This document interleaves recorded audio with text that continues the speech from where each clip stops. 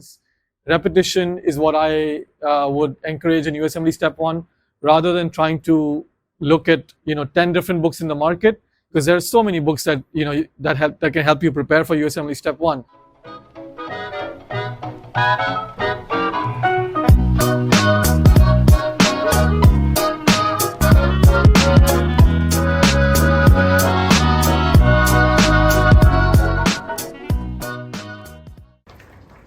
I would take this moment to introduce Dr. Jinendra. Dr. Jinendra Satiya, a liver physician, is a fellow GMC. He graduated from GMC in 2014 and completed his postgraduate training in internal medicine. He further went on to do advanced hepatology fellowship at a teaching hospital of Harvard Medical School. He is currently working as a transplant hepatologist in the United States.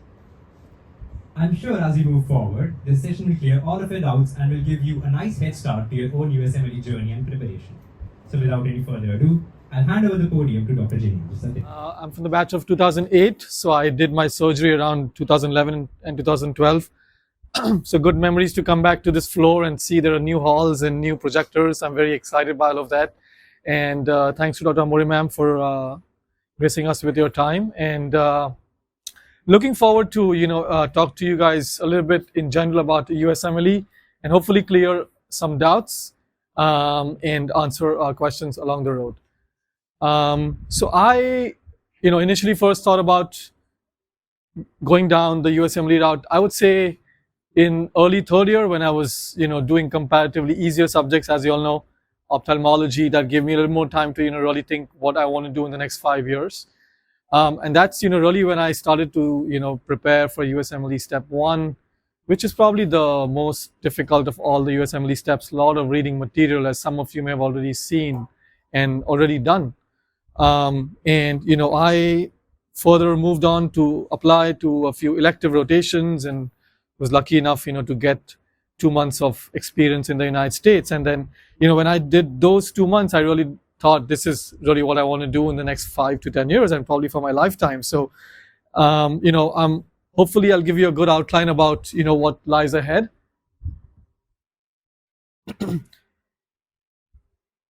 So this is just in general what we're hoping to cover today, and obviously if there's anything outside of this, we'll have enough time for Q&A.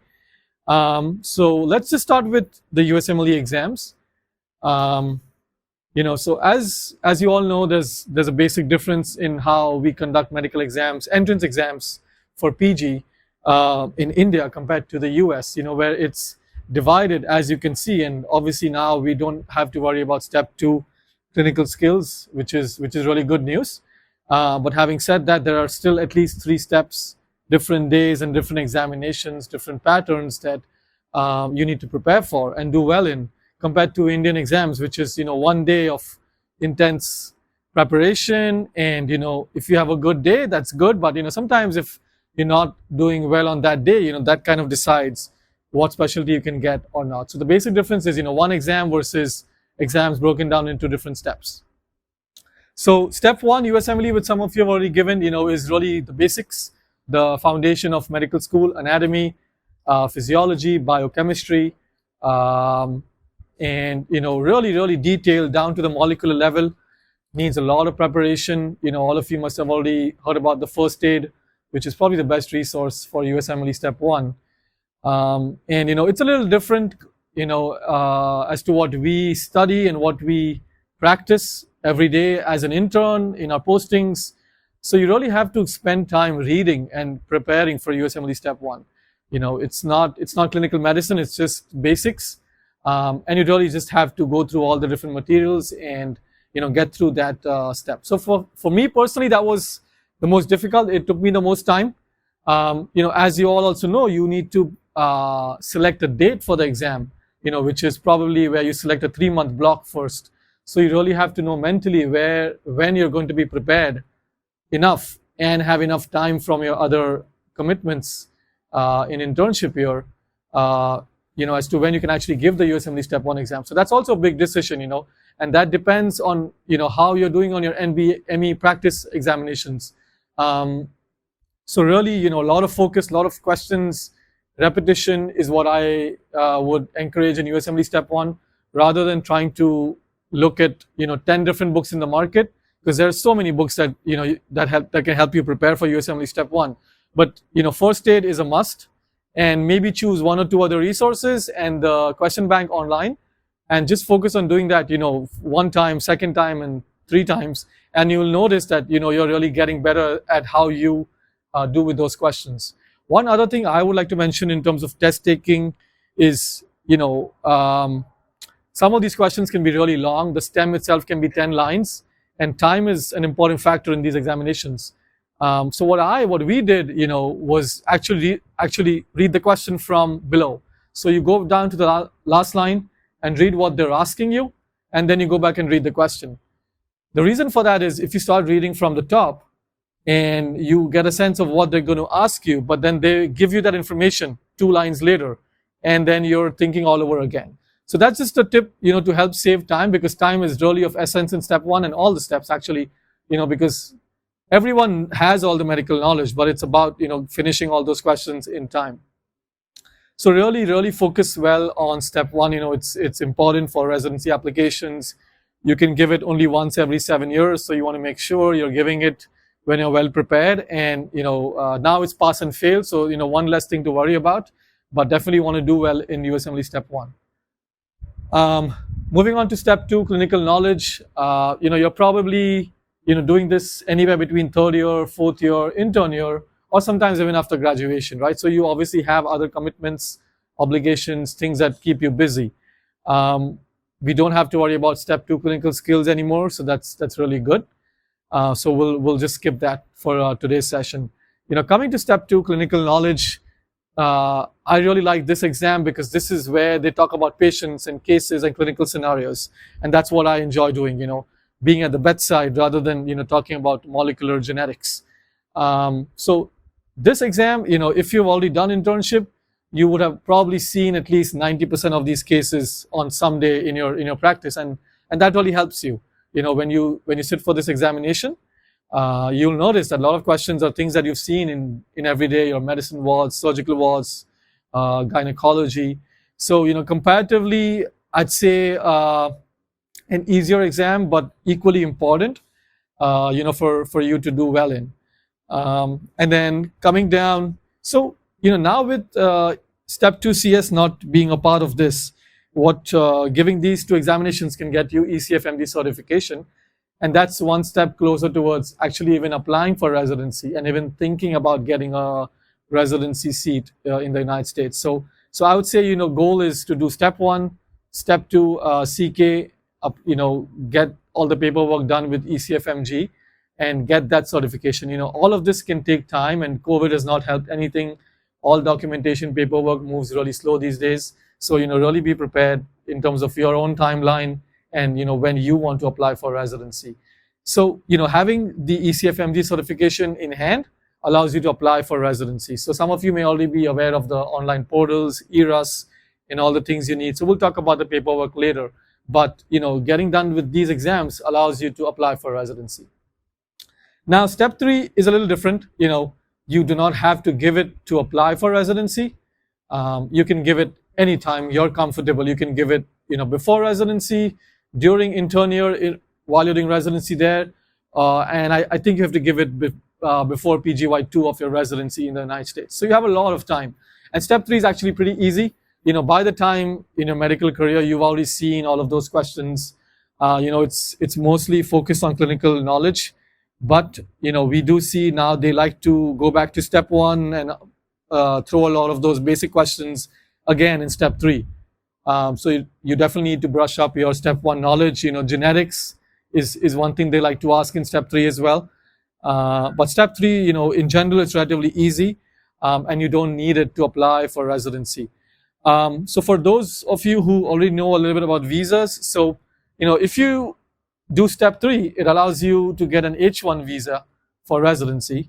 That's the only benefit, and some people like that, compared to if you don't do Step 3, you do residency on a J1 visa. So there are nuances to both of those visas, benefits, disadvantages. So if you want to get an H1B, you have to give Step 3 before, not actually before applying, but So you probably apply, for September cycle in July and August, and you do your interviews through the winter season, and by March, which is match day, so you need to have your step 3 score back by match day so you can send it to your program, which means you need to give them 6 weeks to report your score.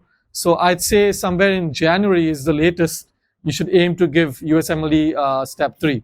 And that's only if you need an H-1B visa. If you don't need an H-1B visa, just apply, forget about it, and you can give it later in intern year where you have ample of time. Some people like to do it, after they match in March, they start residency in July, so they have 3 months. They're not doing anything. Some of them want to just get done with it, so that's one option as well. So that's just a little bit about USMLE exams. Any questions at the moment? Okay, we'll move on to our next topic here, which is how to build your CV. So, as you know, again, one of the basic differences applying for residency here versus United States is, they don't just look at a score there. There are a lot of other things that go into the application, letter of recommendations, personal statements, a lot of documentation. And, other than having good scores and good letters, there are other things you can do to build your CV. People have different interests. Some of them like research, some don't. If you like research, you should be working on case reports, small things even now when you have some time. Obviously not everyone gets a chance to write a big manuscript, but, case reports are good. So some research is always better than no research. So it doesn't mean that case reports have no value. Everything that you publish and put in print means something on your CV. So every small thing you do is helping you work towards your residency. Obviously, having more electives, hands-on training, observerships, research fellowships before residency also help. People like to see where you worked, how much experience you have in the United States, with their work culture, because that's where you want to do residency. So they want to know how comfortable you are with their system of working there. So, just what I wanted to emphasize here is not just, focus on scores. That's obviously a basic requirement, but you need to do a few other things to, help build your CV, which will help you get more interviews, and which is what really, determines your chances of getting a residency match. So we spoke a little bit about, this is the fact that, everyone's in different stages of, the medical school, internship, postgraduate training. You have different commitments. You have postings, which are sometimes day and night. You're busy. But what I wanted to talk a little bit about here is, keep all these deadlines in mind, all the paperwork. We just spoke about how you need to book a 3-month slot for USMLE Step 1. So, other than just studying, you need to be aware of what you need to do to apply for the 3-month slot. So the good thing is you don't need to worry about CS, but just really quickly, when we had to apply for CS, we had to apply at least 9 months in advance because the slots were all booked. And there are only about 5 centers in the whole country in the United States. So you can imagine to get a date for CS is very difficult. And you want to probably combine that, with an elective or some other thing you're doing there rather than just travel for the CS and come back, because that's just more expense then. But, just keep in mind all the deadlines, paperwork, things you need from other authors, other people you've worked with. Be ready to ask them ahead of time and give them enough time to write your letters and not have to wait when it comes to application time. So we spoke a little bit about the differences in Indian and the US exams and which exam was difficult. Personally, like I said, for me, it was Step 1. Just because of how detailed and vast it is. So coming to residency application, the basic is, as we discussed, ECFMG certification. So things you need to do to get that certificate from the ECFMG is a nice landmark in your journey towards applying for residency. And the other big thing is letters. So letters from here or letters from the United States, everything takes time. Whoever you work with, make sure they know that you're applying for residency, that you expect a letter from them. Sometimes they will give you the opportunity to write a letter, which is good for you, and you can tell them what you want to be written in the letter. But sometimes, they have their own formats, and they just give you the letter. The other thing to keep in mind is, to have personal statements ready, because as you were just talking about sometime earlier, some authors will ask you for a personal statement for your letter. So if you don't have a personal statement ready, that's just going to add more time to you, for you to get that letter back from them. And the other option is, also if you want to see the letter or not. Do you want to waive the letter? You would do that when you're confident that the person you're working with is confident in your abilities. He or she thinks that you've done a good job, and you're confident that whatever he or she puts in the letter is going to be good. You don't want to waive a letter from someone who you think is, not very sure about your capabilities, is 50-50 as to how your performance was. So you really have to try to, get a sense of how comfortable that professor there was with whatever you did with him in the 2 to 4 weeks. Mostly all the letters are good. They will never write something that will harm a student's application, but every once in a while that can happen. But it's always better to waive your letters. That just means that you have confidence in your abilities and what you have done and what the author is going to write for you. So waived letters are better than unwaived, but a letter is more important than having no letter. So I would encourage trying to get as many letters as possible from the United States. I think there are requirements of having a dean's letter from here, which is okay. But other than that, if you can add 3 letters from the United States, that's ideal. That can be from electives, observerships, research, externships, and I believe a combination of all of this is always good. It doesn't have to be just one or the other. Having a little bit of everything actually shows that you are an all-rounded individual. You're not just a good test taker, that you can do research and that you're good clinically as well. So all of those things are important. So try to, meet as many boxes, tick as many boxes as you can from all of them. It's not always possible to get 3 letters from there, and that's okay. Even 2 letters from here, 2 letters from there is still good enough to apply for residency. So what I would recommend is trying to get a few letters from here as well, just so you have something. If you don't get what you're expecting from the United States last minute, you at least have this letter to upload. And the other thing to keep in mind is you can apply and then you can add letters later after you apply. I think it's really important to apply on time. The day ERAS opens, everything is blocked, the internet is down, everyone's applying, of course, but you have to stay on the laptop, overnight and apply as soon as the session opens. Every single day delay is not good, because programs download applications actively, thousands of applications every day, and typically they'll have a limit as to how many applications they want to review and how many interviews they want to send out. So let's say in 3 days they found enough people they want to interview. Even if you send the application in later after that, it's probably not going to help you because they're not even looking at it. So applying on time is key, and a lot of things go into that, with all the different paperwork and deadlines. So try to keep as much of that as you can streamlined, as early as possible. Any questions so far? Okay, so we'll move on to, talking about what I believe is 3 things important, for now. Let's say you've applied. Now, how many interviews do you get, and what are your chances of a successful residency match? So I'd say, 3 things: USMLE scores, personal statement, and your letter of recommendations. I think, these 3 are very important. So we spoke a little bit about the scores, a little bit about the letters. So let's just talk about the personal statement a little bit. So, a lot of people think that the personal statement is not important. They like to focus on all the objective parts of the application, like the scores, the certification, the letters, and then they just put together a statement in the last week and upload it. So that's really not ideal. A lot of programs will focus on the personal statement. They look at a personal statement to see, what the individual is, what their story is, why they want to do medicine, and why they want to come to your program. So it's not always possible to make separate personal statements for every program. But if there's a program you really want to go to, try to put in the effort to edit the personal statement and talk a little bit about that program personally, so they feel that, okay, this guy has really looked into a program and these are the reasons why he wants to work with us. Your English, your grammatical errors should all be taken care of. That's a big no. Nobody likes, a badly written statement, grammatical errors, because that just shows, you as a doctor in bad light. If you cannot take care of a single page document, make sure everything's okay, there are other problems that can lie ahead.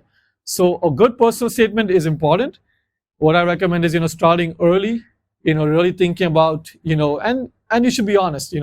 Nobody wants to read a flowery personal statement with, statements from authors and quotes. That's not important. If you think something of that applies to you, yes, you can put that. But, a simple, basic, honest story is always good. And you should really tell them why you want to choose medicine and that specialty, and why you want to go to that program. And if there are any red flags in your application, like if there was a fail in one of the exams, or if there was anything you think that works against you, it's always nice to address that in the personal statement, so they already know. Let's say somebody failed in the USMLE Step 1 examination. They can just give their reason there. There was some personal stress, or they had a bad day, or there was something going on that did not allow them to do well in that examination. They should address that in the statement, so that that question is already taken care of. They will not ask you the question again in the interview if they already have the answers to that. Try to have your personal statement read by as many people as you can. It can be your friends, your family. People have different perspectives. It's always nice to have, if you can, at least 10 different people go through your personal statement, and you'll be surprised as to the kind of edits and things they will point out. And once you draft it again and again, you'll really notice that you have a good personal statement at the end. So I think these are the three basic things, like I mentioned: the scores, the letters, and the personal statement. And I think about the personal statement, it's all the more important because it helps you get the interview. But then after the interview, if they want to choose between two candidates and they're not sure, they'll go back and look at the personal statement, and that can really help you at that time. Any questions? Okay, so now we'll talk a little bit about subspecialization, fellowship. So just a little bit of background. So I did my MBBS here, and I finished in 2014. I did some rotations. I did some research for about 9 months before applying for residency. So I did internal medicine for about 3 years, and I did a year of chief residency, which is an extra year as a PGY4 in our internal medicine program. And I did a year of fellowship in advanced hepatology. So fellowship application is a little different compared to residency. So I don't know if anybody here already knows what they want to subspecialize in. Anybody? Okay. And that's okay, because when you do residency, you get a sense of what specialty you like, or if you just want to work as a general internal medicine doctor, that's great as well. Fellowship application typically is a little more difficult. They have a lot more focus on research. At that point, they're not looking at your USMLE scores, because that's information from, let's say, at least 3 years ago. So what they really want to know is, why you want to do that specialty, right? What have you done in that field? It can be cardiology, gastroenterology, pulmonary medicine. There's a lot of research, case reports, posters, publications, that you need to work on to get a good fellowship spot. And fellowship is more difficult just because there are less programs, there are less seats. So residency programs have at least 10, sometimes 20, sometimes 30 every year, but fellowship will be maybe 1, maybe 2 or 3 spots every year. So it's very competitive. Okay, so we're going to move on now to talking a little bit about something that's really important is finances, and how does that play into all of this, starting from USMLE Step 1 to applying for residency. So there's a good lot of investment that goes in, obviously, but you have to be smart and try to minimize your expenses. And as I was talking earlier, trying to find unpaid electives is always preferable, because you don't want to be paying $2,000, $3,000 for a rotation. Sometimes you have to do that, but if you can find unpaid electives, that's always nice. There's always expense for travel, stay. So if you have any friends or family going to wherever you're going, try to connect with them, connect with your seniors, and all of us are very helpful in that regard, because all of us have gone through that part, right? When I was a student, I was staying with a friend and doing my CS exam, and you have to cut your expenses down. So try to stay in touch with your seniors, find out, who's doing what, where, in which city. There are a lot of us there, and, we're always happy to help. Each of the USMLE Step 1 exams is a good cost, as you probably know, at least $800 to $1,000 just for application for the examination itself. And then there's travel as well. There's expense for visa. If you don't already have a tourist visa, you have to first take care of that. Now there are other issues with COVID and no appointment dates. At some point, hopefully that should be resolved. But that's something you need to also keep in mind, right? That you have at least a tourist visa for you to be able to go there and do those electives. And what I noticed is also some electives, going back to that, would actually want to know if you have a visa or not when you're applying. So, try to work on that as well. And coming down to the actual application, so from what I remember, and the number may have changed now, but every program you apply to for residency is about $25. And after 10 programs, it goes down to, I think it goes up to $30 and then to $40. So, depending on what specialty you're applying to, medicine, pediatrics, psychiatry, whatever the case may be, there are lots of programs, and you have to do some research in trying to find the IMG friendly programs as well, because you don't want to be wasting your money applying to a program that has never taken a single IMG. So that's something you can actually work on yourself and save that money, is doing your own research. And what we did was actually work with a group of 6 friends, making an Excel sheet. And let's say we divide the letters, the states from A to Z, and everyone does a little bit, and we exchange the information. Because there are definitely programs that only take Americans, and there's no point applying to that program. And there are programs that are filled with Indians. So that's what you really want to find, and that's how you can be a little more efficient and productive. And just talking a little bit about specialties. So I don't know if anybody here has an idea of what they want to apply for residency. Internal medicine, pediatrics, psychiatry, surgery, okay, radiology, plastics, orthopedics. So the reason why I'm asking is because a lot of us mainly apply to internal medicine, because traditionally that's the specialty that has been most friendly to IMGs, which is international medical graduates. Pediatrics is good. A lot of people get into pediatrics, psychiatry as well. Things like surgery, orthopedics, plastics becomes a little more difficult.